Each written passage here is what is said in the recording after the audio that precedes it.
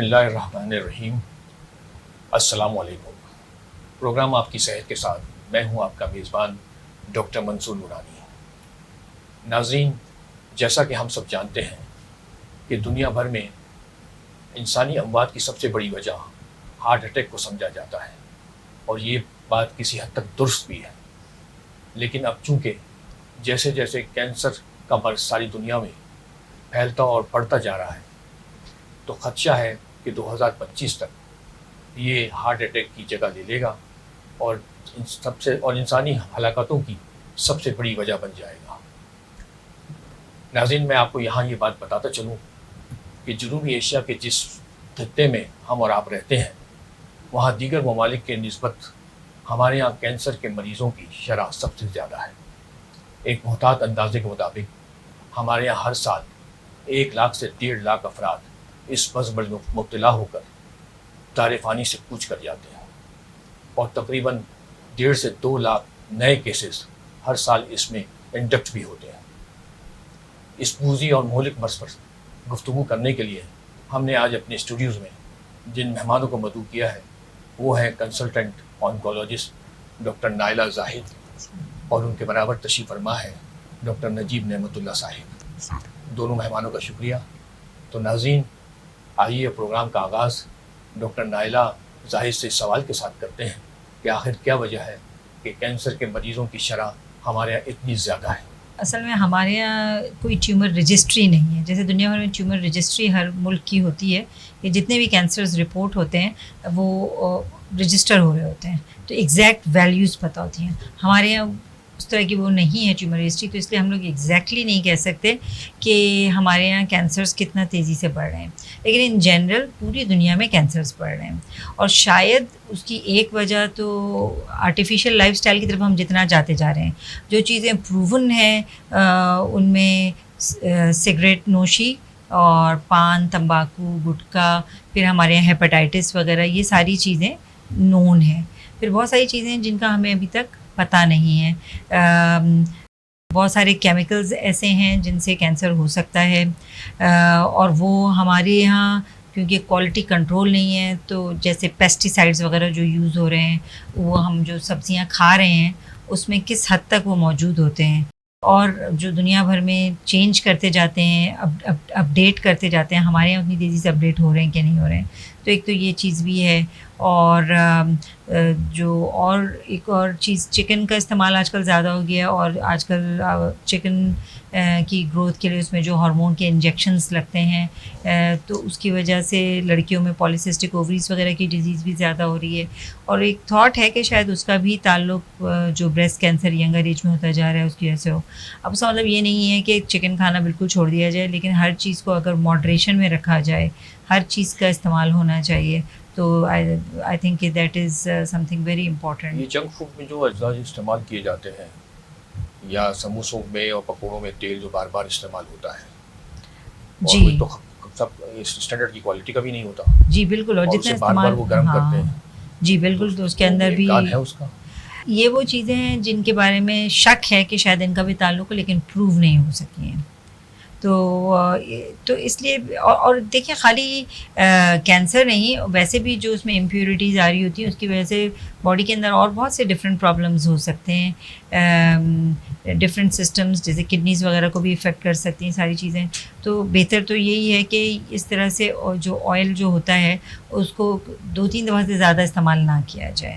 جیسے کہ یہاں پہ دکانوں میں بڑے بڑے کڑھائیوں میں تیل چڑھے ہوتے ہیں، اور وہ کتنے دنوں تک بار بار بوٹلز اور پلیٹیں، گلاسز استعمال کرتے ہیں، یہ بھی نقصان دہ. اس میں ایک خاص کیمیکل ہوتا ہے BPA-4 جو کہ شاید ایسوسیٹڈ ہے، مطلب اس کا کینسر سے تعلق تو ہے، لیکن نارملی جو بوٹلز بنتی ہیں کوالٹی مینٹین کی جاتی ہے، تو اس میں اس کیمیکل کا اماؤنٹ بہت کم ہوتا ہے. ورلڈ وائڈ وہ اس چیز پہ خاص ان کی وہ چیک ہوتی رہتی ہیں کہ بھائی اس کا اماؤنٹ زیادہ نہیں ہو کہ کینسر کے رسک کو بڑھانے لگ جائے. اب ہمارے یہاں پاکستان میں ان گائیڈ لائنس کو کتنا فالو کیا جا رہا ہے یہ ہمیں نہیں پتہ. اور دوسری جو بہت سارے لوگ سمجھتے ہیں کہ مائکرو ویو میں چیزیں गर्म करने से भी कैंसर होता है. तो एज सच माइक्रोवेव में गर्म करने से कैंसर नहीं हो रहा होता है, लेकिन जो प्लास्टिक मटेरियल जो उसमें रख के हम गर्म कर रहे होते हैं उसके अंदर भी कुछ होते हैं जिनके ऊपर लिखा होता है माइक्रोवेवेबल. जो माइक्रोवेवेबल हैं वो तो ठीक है, जिनके ऊपर नहीं लिखा हुआ है उनको नहीं यूज़ करना चाहिए. हमारे यहाँ लोग जो है आम जैसे कि दही के डब्बे हैं या वो उनको भी माइक्रोवेव में रख रहे होते हैं, वो सही नहीं है माइक्रोवेव में उसके लिए. और जो भी प्लास्टिक के डब्बे जो अंदर से ख़राब से हो जाते हैं, रफ़ हो जाते हैं, स्टेन्स लगे हुए होते हैं, वो सारी जो है ना उनमें हमें नहीं मालूम कि उसमें कितना इस तरह का सब्सटेंस रिलीज़ हो सकता है. तो उन चीज़ों को अवॉइड करना चाहिए. और फिर इसी तरह जो कैंडीज़ हैं उसमें फूड कलर्स जो यूज़ हो रहे हैं, अगर जो सब स्टैंडर्ड टॉफ़ीज़ बच्चे लेके खा रहे होते हैं रंग बिरंगी, उसमें फूड कलर्स कितने अच्छे इस्तेमाल हो रहे हैं. कुछ लोगों का उसमें ये शक है कि जो सस्ती टॉफ़ियाँ हैं उनमें टेक्सटाइल कलर्स यूज़ हो रहे हैं रादर देन फूड कलर्स. तो उसकी वजह से भी ज़ाहिर है फिर कैंसर का ख़तरा बढ़ता है. तो हमारी वजह यही है एक तरह से कि इसको मेंटेन नहीं किया जाता, चीज़ों को बराबर या चेक नहीं किया जाता. जी, क्वालिटी कंट्रोल नहीं. जी बिल्कुल. डॉक्टर साहब, मैं आपसे पूछूंगा कि ये मर्दों और औरतों में कोई फ़र्क है कि किसी को कैंसर ज़्यादा हो, फीमेल्स को या मेल्स को, या दोनों को बराबर हो सकता है? कोई प्रॉब्लम तो नहीं है ऐसी? देखिए, कैंसर का रिस्क तो दोनों में, मर्दों औरतों में दोनों बराबर है. ख़वातीन में ब्रेस्ट कैंसर का रिस्क बहुत ज़्यादा है. मर्दों में ब्रेस्ट कैंसर होता है लेकिन शराब बहुत ही कम है. इसी तरह प्रोस्टेट कैंसर, प्रोस्टेट मर्दों में होता है तो इसलिए प्रोस्टेट कैंसर का रिस्क मर्दों में ज़्यादा है. लंग कैंसर एक ऐसी चीज़ है जो कि दोनों में होता है. उसकी वजह यह है कि स्मोकिंग जो है वो अब ख़वातीन भी मर्दों के शाना बशाना करने लगी. तो एक ज़माने में जो है ये ब्रेस्ट कैंसर सबसे ज़्यादा कॉज ऑफ डेथ करता था, लेकिन अब जो है ख़वातीन में भी लंग कैंसर नंबर 1 है कॉज ऑफ डेथ के लिए as a cancer. Pancreatic cancer, देखिए बाकी बहुत सारे कैंसर हैं. मैदे का कैंसर है, पैनक्रियास का कैंसर है. में नहीं, लेकिन बाहर सुना है पैनक्रियाटिक कैंसर बहुत डेंजरस भी होता है और कॉमन भी है अल्कोहल के इस्तेमाल की वजह से. जी हाँ, पैनक्रियाटिक कैंसर का एग्जैक्ट रीज़न तो नहीं मालूम कि क्या है, लेकिन इसका सबसे बड़ी वजह यह है उसकी डेथ की कि ये आमतौर पे देर से डायग्नोज होता है.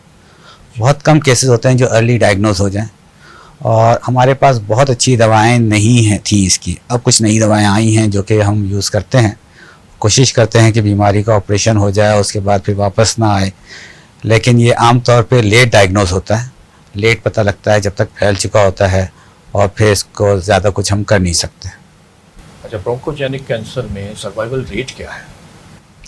लंग कैंसर का ऐसा है कि स्टेज पे, हर कैंसर का सर्वाइवल रेट डिपेंड करता है स्टेज पे, कि आप किस स्टेज पे उसको पकड़ते हैं. पहले स्टेज पे पकड़ते हैं, सर्जरी हो गई, मरीज सही हो गया, 90% क्योर रेट. लेकिन अगर यही बीमारी 4th स्टेज पे डायग्नोज हो, हमारी बीमारी जैसे लंग कैंसर में 2 होते हैं, small cell lung cancer, non small cell lung cancer. ज़्यादातर non small cell lung cancer होता है. उसमें मेटास्टेटिक या स्टेज 4 लंग कैंसर में आमतौर पे आदमी साल निकालता था. लेकिन अब नई दवाइयों की वजह से, जिनको इम्यूनोथेरेपी या टारगेटेड ट्रीटमेंट्स कहते हैं, इसकी वजह से ये क्रॉनिक डिसीज़ बन गई है कि आप इस बीमारी को खींच सकते हैं लंबा. लोग 3-4 साल 5 साल भी निकाल लेते हैं विद स्टेज 4 डिसीज़, लेकिन at the cost of money. ये दवाएं बहुत महंगी हैं और इन दवाइयों से क्योर नहीं होता, लेकिन मर्ज जो है वो लंबा चल सकता है. अच्छा, मर्दों में ये जबड़े का कैंसर, थ्रोट का कैंसर ज़्यादा कॉमन है या फीमेल में? अगेन खाने की वजह से कुछ कम? देखिए, मर्दों और औरतों में दोनों में ही मुंह का कैंसर हो सकता है. मुंह के कैंसर की मेन वजह जो है वो पान, छालिया, गुटखा, मेनपुरी, ये तमाम चीज़ें हैं. अगर मर्द इस्तेमाल करेंगे तो उनमें रिस्क ज़्यादा होगा, ख़वातीन इस्तेमाल करेंगी ख़वातीन में ज़्यादा होगा. अब ये है कि आम तौर पे ये जो है लो सोशल इकनॉमिक ग्रुप के जो लोग होते हैं वो इस्तेमाल करते हैं. डेंटर, पेंटर, डेली वेजेस के लोग जो हैं, जिनको काम में लगे रहना होता है, वो ये खा के एक ज़हनी सुकून महसूस करते हैं, क्योंकि इसमें कुछ ऐसी चीज़ें मिलाई जाती हैं जिसमें एडिक्शन होती है. तो उसकी वजह से इन लोगों में, यंग पेशेंट्स में ये कैंसर बहुत ज़्यादा पाया जा रहा है और ये बहुत मुश्किल से ट्रीट होता है. पहली बात तो ये है कि इसका ट्रीटमेंट आम तौर पे सर्जरी है, जो कि एक मुश्किल अमल है. उससे मुंह की जो साख्त है आम तौर पे वो बिगड़ जाती है. اس کے بعد پھر شعاعیں لگتی ہیں, پھر اس کے ساتھ کیموتھراپی ہوتی ہے, دوائیں لگتی ہیں, اور 50% مریضوں میں یہ واپس بھی آ جاتا ہے, اور جب واپس آ جائے تو پھر اس کا علاج بڑا مشکل ہو جاتا ہے. تو یہ ایک مشکل کینسر ہے جو کہ مہنگا علاج ہے, اور ایک لو سوشو اکنامک گروپ پیشنٹس میں ہوتا ہے, جس کی وجہ سے یہ ہمارے قوم کا ایک بہت بڑا المیہ بن گیا ہے. ناظرین, میں آپ کو یہاں یہ بتاتا چلوں کہ میری اپنی والدہ چھالیاں کھانے کے سبب تھروٹ کینسر کی مرض میں مبتلا ہو کر اپنی زندگی سے جان ہاتھ دھو بیٹھی تھی. صرف 54 سال کی عمر میں وہ نہ پان کھاتی تھی نہ گٹکا کھاتی تھی, وہ صرف سادہ چھالیاں کھاتی تھی. آپ سوچ سکتے ہیں کہ میں ڈاکٹر تھا, اور ڈاکٹر ہونے کے ناطے میں نے ان کا کیا کچھ علاج نہ کیا ہوا. کیمو تھراپی, ریڈیو تھراپی, سب کچھ کیا. آخری دنوں میں تو ان کے یہاں حلق میں سوراخ ہو گیا, جو کھاتی پیتی وہ یہاں سے باہر نکل آتا. وہ اتنی اذیتناک زندگی گزار کر اور اللہ کو پیاری ہو گئی.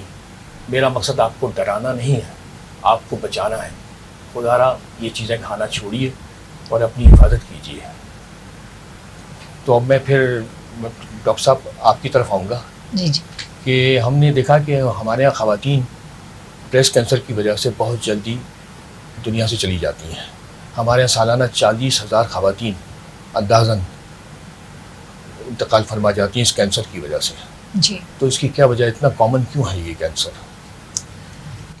ویسے تو دیکھیں دنیا بھر میں ہی عورتوں کا سب سے کامن کینسر بریسٹ کینسر ہے. دنیا کی ہر 8ویں عورت کو بریسٹ کینسر ہے.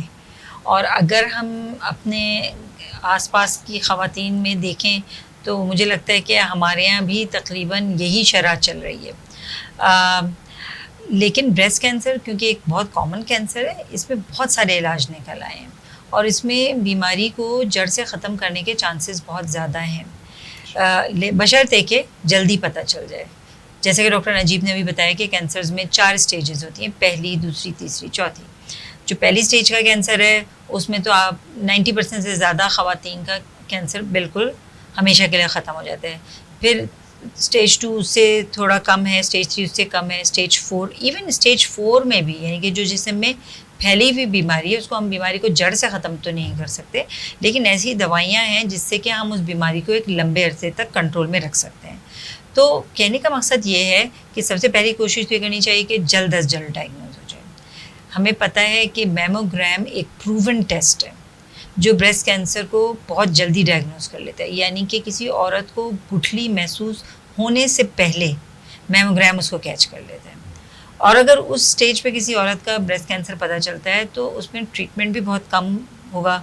ایک چھوٹا سا آپریشن شاید ہو جائے, شاید تھوڑی ریڈیشن ہو جائے, شاید کسی کیموتھراپی کی اس کو ضرورت ہی نہ پڑے. یعنی کہ اس کے لیے بھی آسانی ہے کہ اس کو اتنے مشکل مرحلوں سے نہیں گزرنا پڑتا, خرچہ بھی کم ہے اس کے اندر, اور اس میں امید بھی زیادہ ہے بیماری کے جڑ سے ختم ہونے کی. صرف شرط کیا ہے, سال میں ایک میموگرام. میموگرام ہمارے یہاں کافی جگہوں پہ ہو رہا ہے, اور میرے خیال سے جو حکومت کے اسپتال ہیں وہاں تو 800,000 روپے تک میں بھی میموگرام ہو جا رہا ہے. اتنا تو کوئی بھی عورت اپنے لیے خرچ کر سکتی ہے. بات پرائیورٹی کے, اس چیز کو امپورٹنٹ سمجھیں. اچھا, دوسری چیز پہ یہ آ جاتی کہ چلیں اگر آپ کا پھیلا ہوا کینسر بھی آ رہا ہے, اب وہ عورتیں آتی ہی نہیں ہیں, گھر کے مختلف مسئلوں میں الجھی رہتی ہیں, شرم و حیا کی وجہ سے بھی وہ بتانا نہیں چاہتی کسی کو. پھر انہیں یہ بھی ہوتا ہے, جو مائیں وہی سوچتی ہیں کہ گھر کے اور اتنے مسئلے ہیں, اب میں اپنا ایک مسئلہ کیا کھڑا کر دوں, وہ اس کو نہیں بتا رہی ہوتی ہیں. جب حالت ان کی بہت خراب ہونے لگ جاتی ہے پھر ان کو ہاسپٹل لایا جاتا ہے, تو ظاہر پھر اتنی مہلت ہی نہیں ہوتی کہ ان کا علاج کیا جا سکے. اگر ذرا سا بھی پہلے آ جائیں تو اس میں یہ کہ علاج کر کے اور ان چیزوں کو کنٹرول کیا جا سکتا ہے, اور ایک لمبے عرصے کے لیے مریض ایک اچھی زندگی گزار سکتے ہیں. اس میں فیملی ہسٹری کا کوئی تعلق ہوتا ہے؟ اس کا بہت امپورٹنٹ تعلق ہے فیملی ہسٹری کا. ایک تو جیسا میں نے کہا کہ ایج کے ساتھ اس کا خطرہ بڑھتا ہے. پھر دوسرا یہ کہ اگر فیملی میں کسی کی ماں کو یا بہن کو یا خالہ یا پھوپھی کو بریسٹ کینسر ہو چکا ہے تو اس کے اندر خطرہ زیادہ ہوتا ہے بریسٹ کینسر کا ہونے کا. اسی طرح جس عورت کو ایک دفعہ بریسٹ کینسر ہو چکا ہے اس کو دوبارہ بریسٹ کینسر ہونے کا خطرہ اور خواتین کے مقابلے میں زیادہ ہے. کہ ہر سال اپنا میموگرام ضرور کروا رہے ہو, اور ہم روٹین فالو اپ جیسے بتاتے ہیں اس طرح کے مریضوں کو کہ آپ کو ہر 3 مہینے پہ چیک اپ پہ آنا ہے, ہر 6 مہینے پہ چیک اپ پہ آنا ہے, اور اس طرح آ کے اپنا چیک اپ کراتی رہیں. پھر اس کے علاوہ جو رسک فیکٹر اس کا آ جاتا ہے، کیونکہ پھر بھی اگر دیکھیں تو جو فیملی ہسٹری سے ریلیٹڈ بریسٹ کینسرز ہیں وہ اس کے مقابلے میں کم ہیں جن لوگوں کے ہاں بغیر کسی ہسٹری کے بریسٹ کینسر ہوتے ہیں، جس کی فیملی میں کبھی کسی کو بریسٹ کینسر نہیں ہوا، وہ خواتین میں زیادہ بریسٹ کینسرز ان جنرل دیکھا گیا ہے کمپیئر ٹو وہ خواتین جن کی فیملی میں بریسٹ کینسر کی ہسٹری ہے. تو یہ کیوں اس طرح سے ہے؟ تو جو خواتین کے یہاں پہلے بچے کی پیدائش 30 سال کی عمر کے بعد ہو رہی ہے ان کے اندر بریسٹ کینسر کا خطرہ زیادہ ہے، یا جو کبھی ماں ہی نہیں بنی ان کے اندر بریسٹ کینسر کا خطرہ زیادہ ہے، یا وہ خواتین جن کے اندر مینوپاز یعنی پیریڈز بند دیر سے ہوئے ان کے اندر بریسٹ کینسر کا خطرہ زیادہ ہے. کچھ تھوڑا سا ایک تھیوریٹیکل رسک ہے، جو لوگ بریسٹ فیڈ نہیں کراتے ہیں، بچوں کو دودھ اپنا نہیں پلاتی ہیں، ان خواتین کے اندر بریسٹ کینسر کا خطرہ ہے، یا جو کسی قسم کا کوئی ہارمونل ٹریٹمنٹس لے رہی ہوتی ہیں ان کے اندر بریسٹ کینسر کا خطرہ بڑھ جاتا ہے. ہم یہاں ایک چھوٹا سا بریک لیں گے، بریک کے بعد واپس آتے ہیں اور اپنے ماہرین سے پھر اسی سلسلے کو آگے بڑھاتے ہیں. کہیں مت جائیے گا، stay with us, we will be right back.